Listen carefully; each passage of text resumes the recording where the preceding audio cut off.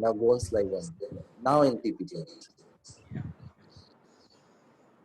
Yeah. Yeah. So Now is it's it visible. visible now? Yeah. Yes, perfect. Okay. Thank you everyone for joining us this evening. It was a very good question to end the last paper, whether cooperation is required between countries. I think, as Dr. Lairi said, cooperation is always very good between countries. So my presentation, this is a work that we did with Professor Parikh and Madam Jyoti Parikh. They have been our mentors, and my fellow researcher here is Mr. Vinay Saini, who is also going to present a part of the presentation. The topic of my presentation is economic and technological gains to the BBIN region from electricity trade. Now, there are various examples of cross-border electricity trade across the world. There are various power pools that exist in Africa, that exist in South America, the Nord Pool, the European electricity market experience, and also in the Mekong region where there has been a power pool. And all these power pools have shown us that that basically power pooling is a very good idea. Electricity trade is a very good idea because it adds to the efficiency of the power system. It adds to cost reductions. It adds to better fuel use and better grid stability and better utilization of the grid. So, and there are various research papers that exist on the work on the cross-border electricity trade in these regions. However, not much work was done on electricity trade in the South Asia region. This paper that I'm going to present is a summary of a research project that we had been doing from 2014 onwards till date. And this paper basically summarizes the results of that project, where we tried to see the gains out of electricity trade in the South Asia region. Now, here's even within South Asia, we specifically look at the BBIN region, which is Bangladesh, Bhutan, India, and Nepal. Now, what makes this region stand out compared to these other regions where power pools have been experimented is, first of all, the South Asian countries are one of the most poorest countries across in the world, with very low per capita consumption and very low per capita electricity consumption. So, Nepal, which has had a per capita electricity consumption of 119 kilowatt hour in 2010, with only 70% of the people having access to electricity. And India had 957 kilowatt hour in 2013, with only 21%, at least 21% without access. Bangladesh had 251 kilowatt hour per person electricity access in 2014-15. So these are some of the very low numbers that these countries show. And however, if you look at these countries, together this region has 350 gigawatt of hydro potential. However, now this Nepal has 45 gigawatt of hydro potential, which is economically exploitable, but Nepal has been able to exploit only 1 gigawatt because of its lack of resources and because of its lack of demand. Nepal is very rich in hydro resource. Bhutan is very rich in hydro resource. India is very rich in coal resource. It doesn't require to import coal. Bangladesh at some times ago was very rich in the gas. It is running out of gas. However, it has a very good gas-based power generation infrastructure. So, and India also has very good renewables. There are very good renewable potentials across these countries. So the point is that there is a very good resource endowment which can be exploited across this country through trade, and so that it benefits all the regions. That is the basic premise of this project. Now, the other reason why this region becomes very Probal, are you moving the slides or no, because... not yet. Okay. Yeah, yes. And the other reason why it is very important is that this region had a cultural continuity, but there was a lot of lack of regional cooperation because of a lack of political trust between governments. So in general, there was very little regional cooperation when we started in 2015. And this was also for electricity. And this is what this project tried to address by showing the policymakers in this region what are the benefits of electricity trade to all the participating countries in the region. So basically, the objective of this research study was to assess benefits of the benefits of a technically and economically viable electricity trade. Now, if you consider the BBIN region, so you will see that apart from India, the other three countries do not share a land border, and so there cannot be any direct electricity connection between them. Hence, what happens in a trade scenario is that each of them have bilateral trades with India. So here we have two kinds of scenario. One is the bilateral electricity trade scenario between India and Nepal and India and Bangladesh. You're not covering India Bhutan because India Bhutan is already, there's a lot of trade.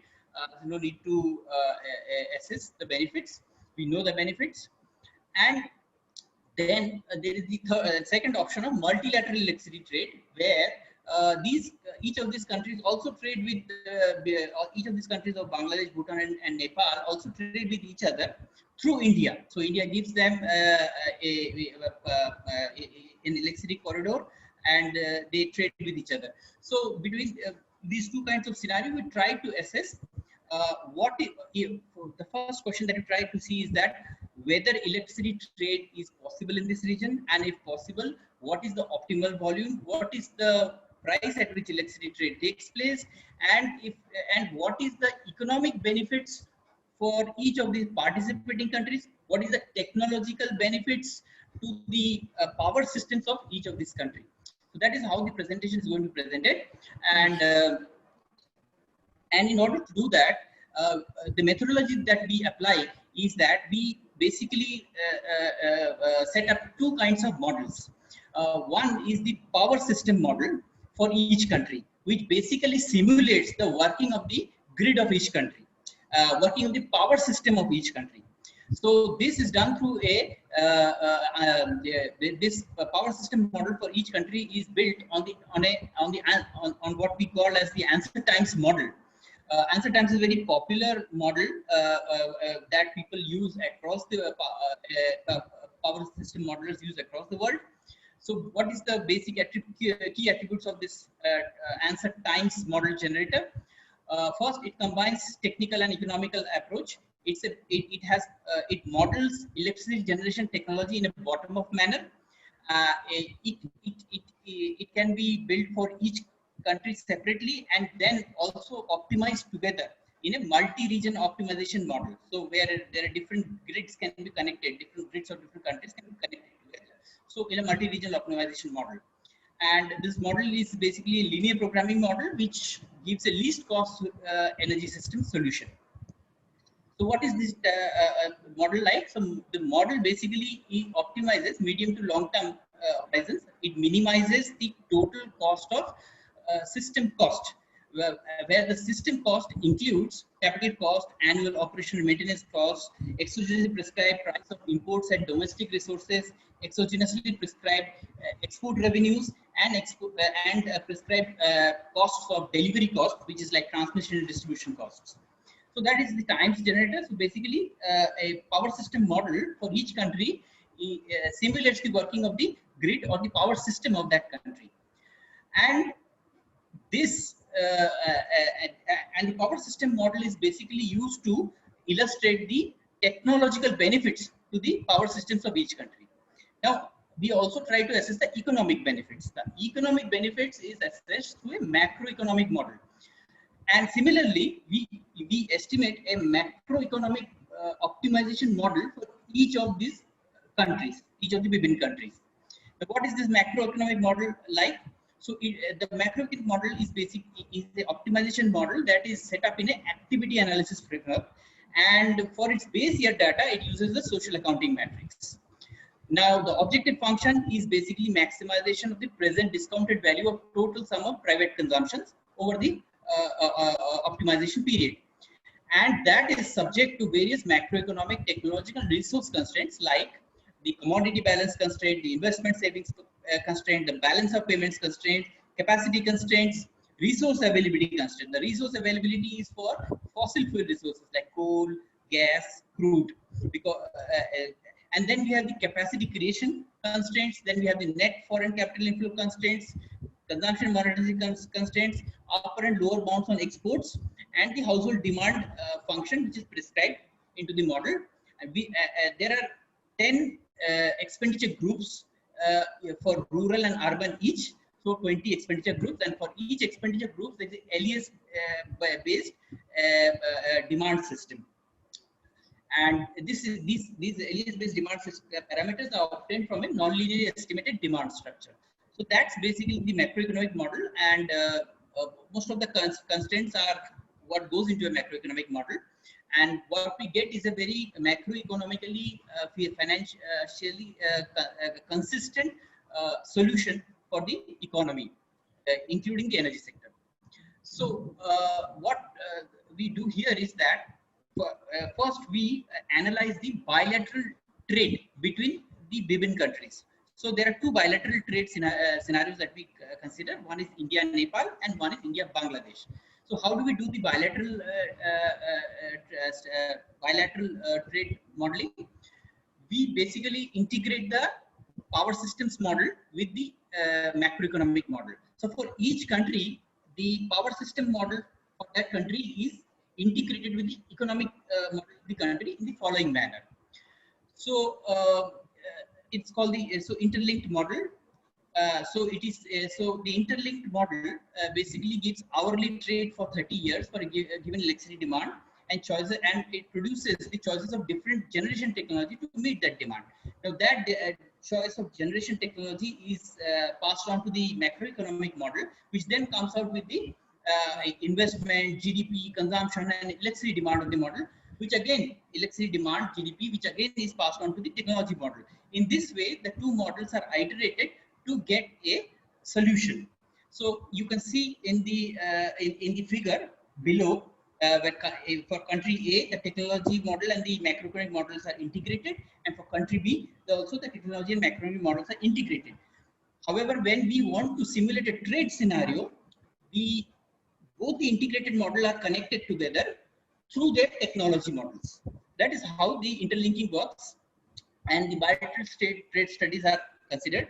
So there, so there is a no trade scenario where the integrated models are run separately, and then there is a trade scenario where they are linked together through their technology models. So this is the methodology that we used, and now based on this methodology, we set up some scenarios. So first we start with the Nepal-India bilateral trade. So in the Nepal-India bilateral trade, we consider three scenarios. One is the base scenario, which is the baseline scenario. This assumes that there is no more additional interconnection across the countries after 2015. So whatever interconnection existed in 2015 is what continues. Now, before 2015, the volume of trade was very low, and there was not much political push for this trade, and so therefore, baseline scenario is virtually no trade. Then we have an accelerated power trade scenario, which allows full, open trade, market driven. Which allows the full potential of electricity trade to happen. So this is like the full trade scenario. Then we have a scenario called the delayed capacity addition scenario. Now this was particularly important for Nepal because in Nepal there was a lot of doubts about whether the electricity trade helps them or not, and the government was not completely convinced. So this scenario basically assumes that if Nepal delays development of its hydropower for trade by 5 years, what is the impact on Nepal's economy and power system? So these are the three scenarios that we consider for Nepal. Then we consider the bilateral trade between Bangladesh and India. In Bangladesh and India, again, we have three scenarios, and that is the REF scenario, which is like the baseline scenario, where we assume electricity trade is restricted. So whatever trade was happening prior to 2050, that is what continues. Then we have a power system master plan scenario. power system master plan is the electricity sector planned by the Bangladesh government. The Bangladesh government is very concerned about energy security, because Bangladesh has run out of gas and is running out of gas, and therefore it wants to secure its energy supply. So it wants to diversify its energy sources. Therefore, the power system master plan assumes that Bangladesh will secure its electricity generation from 35% from coal, 35% from gas, and 16% by importing from outside, which is definitely India, obviously India, and 12% from nuclear by 2040. So we assume the PSMP plan that Bangladesh government has made in this scenario. Then we come up with a third scenario, which is trade 30 scenario. This is a free trade. This is a little free scenario, where we assume that Bangladesh can import 30% of its electricity through trade. So compared to PSMP, which is 15%, trade 30 assumes 30%, and the technological choice is assumed to be free.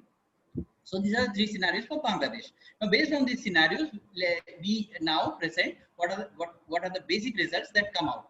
So what we basically find out is that in Nepal, currently Nepal suffers from a lot of power cuts and low electricity supply, and therefore when the electricity trade starts, this restricts Nepal's electricity generation, electricity growth, and therefore initially Nepal imports. However, after around 10 years, Nepal is able to grow enough and able to also start developing its electricity potential, and it also starts exporting to India. Trade market develops Nepal's hydro potentials faster, and this you can see through this graph. You'll see that by 2045, Nepal's hydro potential, total hydro potential is 43 gigawatt. Now, with trade, Nepal was able to explore 34.4 gigawatt of the hydro potential of 43 gigawatt. Had it not gone for trade, it could have exploited only 9 gigawatt. So that's a substantially high, achievement. Now, if Nepal had delayed its trade by 5 years, it would have been able to exploit only 31 gigawatts by 2045. Without trade, Nepal needs to rely more on storage plants to meet its seasonal variation. With trade, the bulk of the capacities is from ROR plants, which are actually cheaper and have less environmental consequences. So even through environmental standards, trade is beneficial for Nepal. Now, those are the technological benefits. So what are the economic benefits? The economic benefits are, with trade, Nepal increases its GDP by 40%. And per capita household consumption by 23% by 2045. This is a substantial gain for Nepal. This can be seen from this figure. If it delays trade by 5 years, this will result in a GDP gain of only 14% compared to 40%. And per capita consumption gain will be only 13% compared to 23%. In addition, with trade, share of because of if trade happens, then the industry sector share in GDP increases to 30% compared to only 21% in the baseline scenario. That is without trade. So that's a significant increase. To understand what it means in absolute terms, with 40% higher GDP, industrial GDP will be twice as large as without trade. So that's a very significant transformation for Nepal through electricity trade. Now, those were the benefits, economic benefits for Nepal through the because of bilateral trade with India. Now, what are the benefits to Bangladesh due to bilateral trade with India? What we find is that Bangladesh currently is short of energy resources. Its gas resource is drying up, and it has a substantial amount of coal, but they lie in regions which are inhabited densely, and there is a substantial environmental and resettlement cost associated with coal. So therefore, it really is running short of energy resources. What its PSMP plan does is that it tries to restrict electricity imports to 15% because of energy security concerns, and fixes share of fuels in generation. Now, what we find through trade 30 is that the trade 30 scenario, it limits imports to 30% and keeps generation mix free. What we find is that electricity imports from India is the cheapest option for Bangladesh, including generation from its coal. Capacity requirements reduced by 17% in the PSMP plan of Bangladesh. If the PSMP plan is to be adhered by, then the capacity required reduced by 17%. However, if trade 30 is opted, capacity requirements reduced by 42%. Trade 30 lowers the power system costs and lowers the fuel bill to the economy. So that's a very important gain. PSMP increases the PSMP plan of Bangladesh. If we see, it is actually increasing the reliance on gas imports, which have a more volatile market, international market. Now, so therefore, the question is how much reliance on foreign exchange is worth diversification of energy supply. So those were the technological gains. Now, in terms of economic gains, we see that electricity imports require less investment in capacity and infrastructure. And PSMP basically results in higher GDP for Bangladesh and lower household consumption. Whereas trade 30 results in lower GDP, however, higher household consumption. Average household consumption and household consumption electricity increases by in trade 30 is 5 times more than PSMP. This can be seen from this figure. Cumulated emissions over from 2012 to 45 reduces by 9% in the PSMP. However, it reduces only by 6.4% trade 30. This is because the trade 30 allows the generation mix to be free. So a lot of coal-based domestic generation happen, which increases the emissions. However, it is still much lower than the reference scenario. So those were the benefits to Bangladesh. Now, what are the benefits of bilateral trade to India? What we find is that benefits to India from bilateral trade with Nepal are, with imports from Nepal, generation requirements, capacity creation, and investment in power sector are reduced. Cumulated investment cost from 2012 to 45 in power sector decreases by 4%. Imports reduce fossil fuel consumption in general, and CO2 emissions reduced by 572 million tons in 2045. And electricity supply cost is lower because imported electricity is obviously cheaper. Trade with Nepal increases India's cumulated consumption by 1.5% in 2045. Investment requirement for India decreases by 8.6% due to lower capacity requirement. So because you are importing, so you don't require to put up so much capacities in domestically, so your investment requirement goes down by 8.6%. Cumulated GDP decreases by 2.6% in 2045 due to future capacity requirements savings. I mean, because we don't require those investments, we don't require to have those generation. So those are the savings, and this it means that we can shift out those resources from the power sector to the non-power sectors and for household consumption. From Bangladesh, what are the benefits to India? Now, in the case of Nepal, earlier I forgot to mention, India is initially an exporter and later an importer. But in the case of Bangladesh, India is an exporter and Bangladesh is an importer. So what happens? What are the benefits for India here? We find that to supply Bangladesh's demand, India doesn't require any capacity increase up to 2025, and only a marginal increase in capacity of 1 to 1.5% additional coal-based capacity by 2030 and 2045.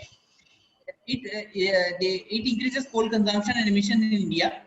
Additional investment requirement is less than 1% higher than in the no trade scenario. Earnings from exports increase India's GDP by 0.28%, but in absolute terms, this is $636 billion US. In trade 30, export earnings is 0.12%, and which basically means $266 billion US. Sorry. In trade 30 scenario, it is 0.28%, which means $636 billion US. And in the PSMP scenario, it is 0.12%, which means $266 billion US.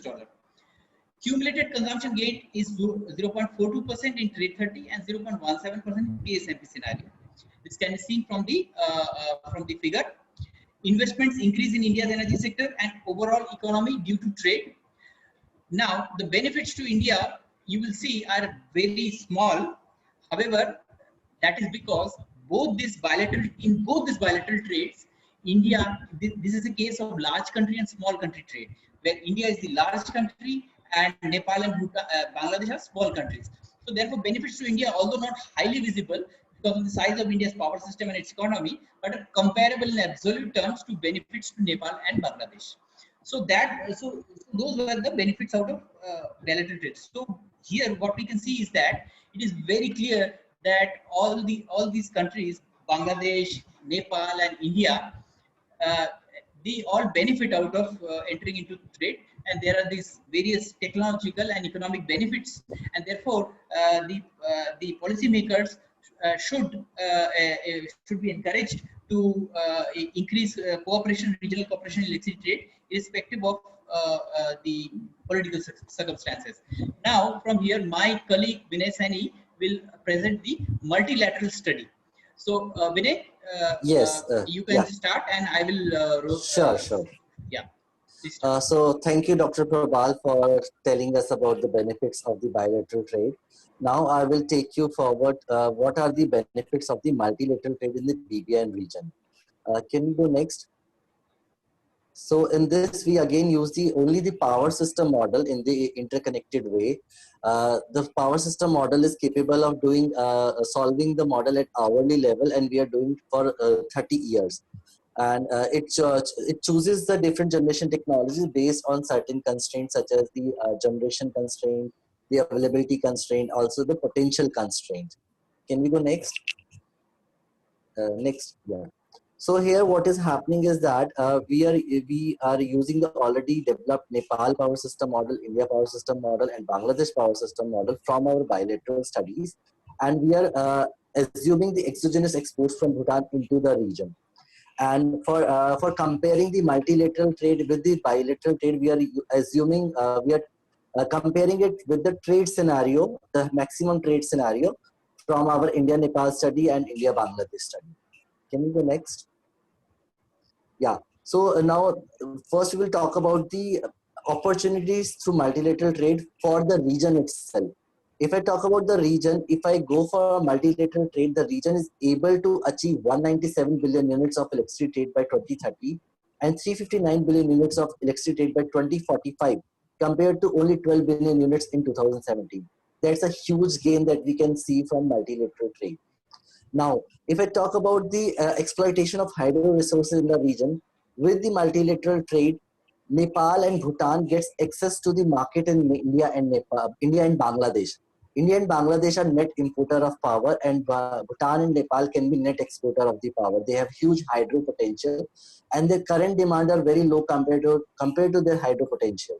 So they can find new markets in the BBIN region if they go for multilateral trade. Further, this will also reduces the regional capacity requirement by 2 to 5% compared to the reference scenario when there is no trade in the region. Now, next, sir. This multilateral trade will also benefit in reducing the overall CO2 emission from the region. This will reduce something around 70 million ton annually by 2030 and around 109 million ton by 2045 due to this multilateral cooperation in the BBIN region. And now, one of the key benefits for Bangladesh to go for multi-region is that Bangladesh stakeholders are very concerned about fuel security and diversity. So if they go for multilateral trade, the imported electricity could be diversified itself. Not just from India, they can buy electricity from Nepal and Bhutan. So there is a diversification of supplier. Now, if I talk about further the benefits of bilateral trade to Nepal, what happens with Nepal is that it is able to export additional power when it goes for multilateral trade. So it's export around 18% more power than the bilateral trade, because now Bangladesh market is available to Nepal for doing the exports. So if I compare to the bilateral and multilateral in 2045, 21 billion unit is the additional electricity sale that Nepal can do under the bilateral framework. Now, if I talk about capacity utilization or hydro potential exploitation, under the bilateral study, Nepal was able to exploit only 34 gigawatt in the full trade potential. But in the multilateral case, it is able to exploit around 37 gigawatt of capacities. So there is a benefit if we go for multilateral trade. Next, sir. Now, some of the key findings for India, we found that with the multilateral trade also, India will remain the net importer of electricity. It can absorb the full power from Bhutan and Nepal, the hydropower, and also it can export to Bangladesh. Click next. Now, this is the power that India can import from Bhutan by 2045. This graph is actually showing you the kind of import-export India can have at an hourly level for typical day of each month in the year 2045. So the base shows you the imports India can have from Bhutan. Now we stacks the import of India from Nepal, and then we now we show the solid line shows you the exports to Bangladesh. So overall, India remains net importer of electricity in the multilateral framework. During the months of July to November, we are seeing high volume of imports because the major part of import is coming from Nepal and Bhutan, which are hydro-rich nations, and they have a kind of wet season during the monsoon time, and they have high generation. That's why they're able to export more. And during the months of December to March, it's a dry season for those nations, and that's why we are observing low volumes of import to India from those countries. Next slide. Once more. Yeah. So now we talk about when we see this, India remains a net importer, both in the case of bilateral as well as multilateral. But in the multilateral case, India is able to import more, and this clearly shows in this diagram, this figure. When we compare the India's net import as a percentage of demand in the multilateral case, it ranges from 1 to 6%, whereas in the bilateral case, it ranges only from 1 to 4%. So overall, import of India net import of India is more in the bilateral case compared to multilateral case compared to the bilateral one. India can support by a multilateral trade without increasing its own generation. That's a addition benefit to India. India's power generation capacity and keepers requirement reduces in the multilateral case. And also, this will also reduce India's CO2 emission because India is going to import a good amount of power from hydro-rich nations of Nepal and Bhutan. So overall, these are the key findings for India. Yeah, so that's from our side. Yeah, thank you.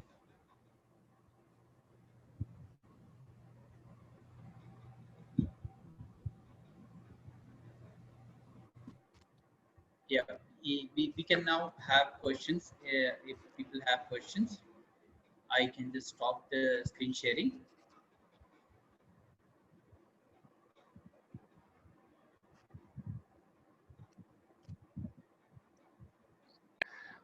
Probal, I think you may this is done in 2016, I think, or 17, right? This study.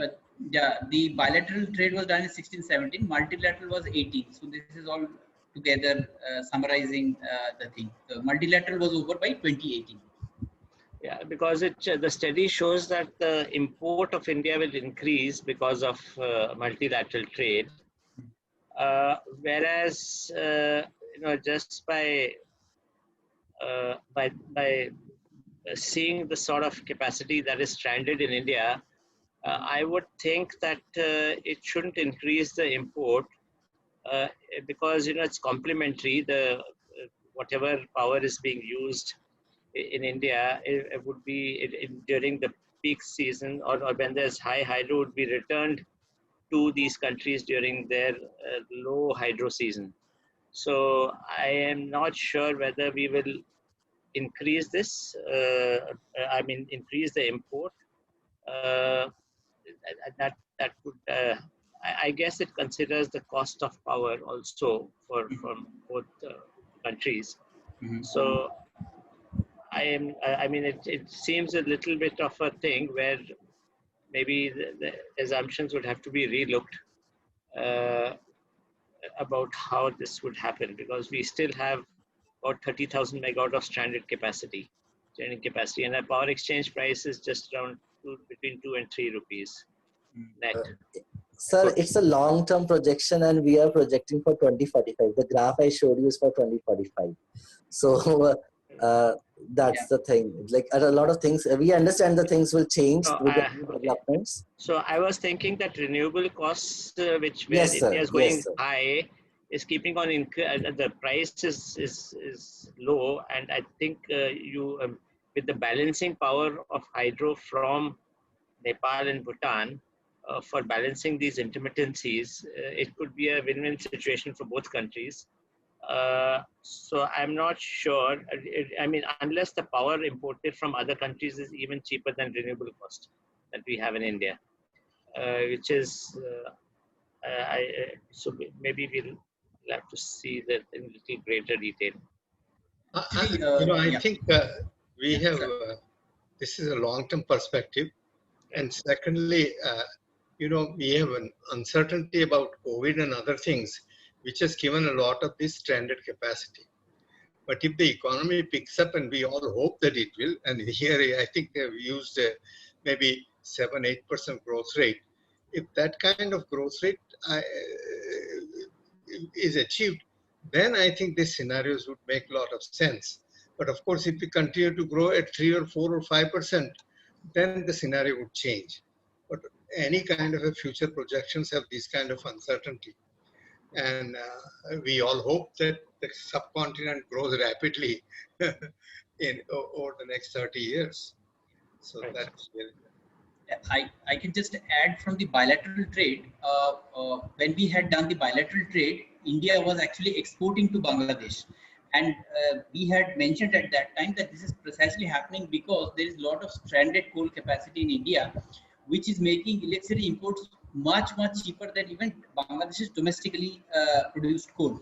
So that is still going to happen here. What is happening in multilateral trade is that your hydro that is coming into the system, lot of hydro is coming into the system precisely because of India's renewable push, and that is exactly what is driving the system. Not just the coal capacity, it is the renewable push that is happening, because of which India is importing the hydro as a peaking thing. Of course, India is exporting to Bangladesh also, but you see Bangladesh's electricity generation, India would require very less amount of its capacity. So on the net, India is remaining as an importer. But what Professor Parekh said is also right. We don't expect India to be like this. I hope in 2-3 years we get back to that position. I will just read out one of the questions that Professor Ray has said. He is saying that I am not an expert at all on this, hence this naive question, which is, under no trade do we have to consider the externalities, that is in pollution abatement, say, as negative payoffs in the underlying trade game between the two neighboring countries. Of course, the climate aspect, we have not assumed the climate cost here, but the scenarios that we have shown, you see that when trade happens in the entire South Asia, the CO2 actually goes down because the share of hydropower increases in the generation mix in the South Asia. So I think it is because the output is climate friendly, so that cost would not hamper, would not change the direction of the results. I think that if I could answer your questions correctly, Professor Parekh can add.